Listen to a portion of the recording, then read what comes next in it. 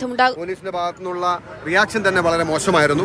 എന്നിട്ട് ജനങ്ങളുടെ പ്രതിഷേധം വന്നപ്പോൾ ആരുടെ ഇൻസ്ട്രക്ഷൻ പ്രകാരമാണെന്ന് അറിയില്ല, ആര് നിർദ്ദേശം കൊടുത്തിട്ടാണെന്ന് അറിയില്ല, ആ ജനങ്ങളിൽ നിന്നും ആ മൃതശരീരം തട്ടിപ്പറിക്കാൻ ആ പോലീസ് ശ്രമിച്ചപ്പോഴാണ് ഞങ്ങളടക്കമുള്ളവർ മുമ്പിൽ നിന്ന് ആ ബോഡി ഇങ്ങോട്ട് കൊണ്ടുവരേണ്ടി വന്നത്. അങ്ങേയറ്റം അപലപനീയമായ, അങ്ങേയറ്റം പ്രതിഷേധാർഹമായ ഒരു നടപടിയാണ് പോലീസിന്റെ ഭാഗത്തുനിന്നുണ്ടായത്. അങ്ങനെ ഫോഴ്സ്ഫുള്ളായി ബലമായിട്ട് പ്രതിഷേധങ്ങൾ അടിച്ചമർത്താമെന്ന് സർക്കാരോ പോലീസോ വിചാരിക്കുന്നുണ്ടെങ്കിൽ അത് നടക്കില്ല. ഏതറ്റം വരെ പോയി ഞങ്ങൾ പ്രതിഷേധം മുന്നോട്ട് കൊണ്ടുപോകും.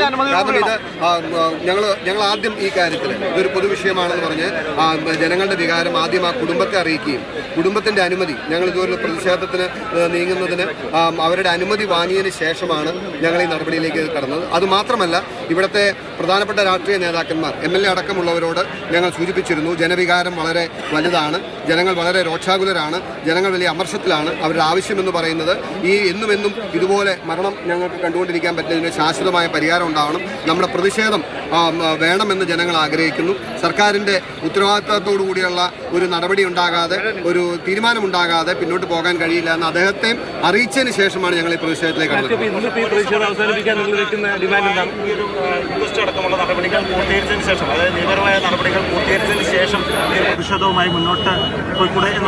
പ്രതിഷേധവുമായി മുന്നോട്ടെന്നുള്ള നിലപാടിൽ തന്നെയാണ് കോൺഗ്രസ് ഇപ്പോഴും ഉള്ളത്. പ്രതിഷേധത്തെ അടിച്ചമർത്താനുള്ള ശ്രമം പോലീസിനെ ഉപയോഗിച്ചുകൊണ്ട് നടത്തുന്നു എന്നുള്ള ആരോപണം കൂടി ഉന്നയിക്കപ്പെടുന്നുണ്ട്. എന്തായാലും